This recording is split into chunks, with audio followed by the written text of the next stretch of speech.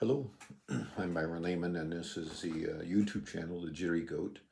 And also, I have a website, The Jittery Goat. It's at jitteryg.com. And it's there you'll find my new short story that I'm going to talk about here in just a few moments, but other short stories, vignettes, and you'll also find links to my novels on Amazon. And the story has to do with a contest that I entered several years ago. And the contest is that you had to start out the story with these words: there are three ways to win this fight. So I did. I entered the contest. I wrote a short story, and I didn't win. And I was sad about it, of course, because I thought it was a pretty good story. But I'll give you a little bit of a background of the story. Um, I couldn't remember any fights that I'd been at, so I didn't have too much of a frame of reference. At last, I'm thinking like, well, back in grade school. But I did think about a time when I was in the military. I was in basic training. It was back in the '60s, and after we were in basic training for 4 weeks, we had four more to go. But they decided to let us loose and let us have a weekend where we could just walk around the base and do whatever we wanted to do. And so I buddied up with a fellow that I met at the reception station. I traveled all the way from Columbus, Ohio to Fort Dix, New Jersey with him, and we kind of got to know each other. His name was Dave Wood, and we kind of hung out together and did some things and just walked around and looked around and talked and so forth. And towards evening, in the evening, we decided to go down to the beer hall. Neither one of us were probably beer drinkers. We went down there, and I think we got a beer, and we looked kind of raw, I guess, because there were other people there, veterans, guys that had been in the military for a while, and there was this Marine. I don't know why, but I guess we looked pretty raw and pretty easy. He challenged us to a fight, and so I'm going to let that story go there because there's another story there that too, but doesn't have anything to do with there are three ways to win this fight. So that was the backdrop of the story that I thought I would write, and so here's how that story went. Um, Myself, the protagonist, I give myself the name Doug, and the other fella, Dave Wood, I give him the name Woody. We decided to go to a beer hall, and when we're there at the beer hall, we get a couple of beers, we sit down at a table, and we no sooner get there, and a Marine comes up and tells us to leave the table, that he's got some friends coming, and that he wants a table for himself and his friends. And we kind of looked perplexed, and we said, well, we're not leaving. He said, well, I'll tell you what, I'm going to go take a leak, and when I come back, I want this table empty. And so he leaves, and Dave says, well, I think we should just go because that guy looks pretty tough. And I said, no, we're going to stay. And he said, well, what are you going to do? And I said, there are three ways to win this fight. Now, that's the way I constructed it.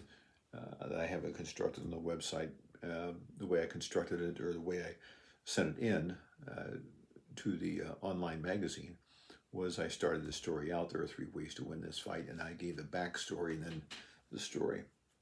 I wrote it in that way, so I could start out the story with that sentence. So I'm going to leave it there, and like I said, you can read the rest of it on jitteryg.com. I'll put the link to the short story in the comments section. You can go there. So I think you'll enjoy it.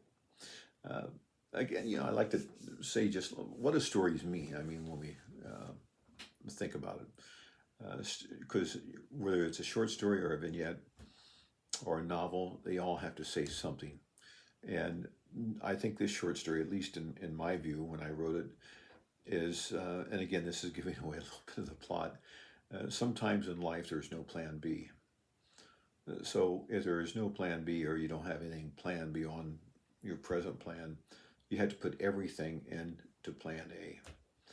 And so that's what this story is about, because sometimes in life. Indeed, that's all we have. We just have one plan. And sometimes having a plan B or plan C means that we're expecting plan A to not work. But in this case, in the short story, there's a plan A. Okay, and again, I'll just let it go at that, and hopefully you'll read the rest of it. But here's another thing about writing, and um, it's just maybe a philosophy on writing that I have. Um, I read stories and books that are absolutely meaningless, and then I've read a lot of stories, a lot of books that have a deep, rich meaning. They have the ability to change you in some way, or to help you to think a little bit differently or think broader. And I think that's a responsibility that a writer has when he sits down. He sits and he sits at his typewriter or his keyboard. He starts pounding out those words, or maybe when he sits down and puts pen to paper. It's a responsibility to lift a person emotionally, spiritually, intellectually, and morally. But also, when you write, I guess you have the same ability to lower a person emotionally, spiritually, intellectually, and morally. And we don't want to do that. That's a terrible thing to do that to a person, or to write something that just entertains and that's it, without there being some sort of a message that lifts a person, makes him a better person for reading your story. Because sometimes when, as life goes on and we are presented with a problem, we can look back and say, well, I read this story where this was the answer. Or I read the story and things turned out a certain way. Can I use maybe a guiding principle that's in that story? So writers have a responsibility to think clearly and to think on a higher plane when they write. So it's an important thing to do, and not all writers do that. A lot do, and I'm sure that each one of us can point to a book that we read when we were younger, or we've just read, that we think about and we say, "Wow, that's really a meaningful book." Now, what about if you're a writer? Where do short stories come from, or where do novels come from? And like in this case here, this is the encouragement for writers. If you're presented with a challenge, or you're trying to think of a story, you think about an event in your life, and it could be just a dull event, an event that doesn't have much meaning. However, when you really creatively think about that event, what you can do is think about it in a way that can add meaning to others, or add meaning to you personally. And I've expressed this before. Sometimes I've sat down, I've written a story, and I've come to tears because I'm so emotionally involved in the story, and so I'm sure that others will be too, and that it'll move them maybe to be more compassionate towards others. And so that's the way you want to reach people. But anyway, is you just want to think about things in your life. Every experience that you have, if you examine in a creative way, maybe it can yield a literary nugget. And so, how many experiences do you have?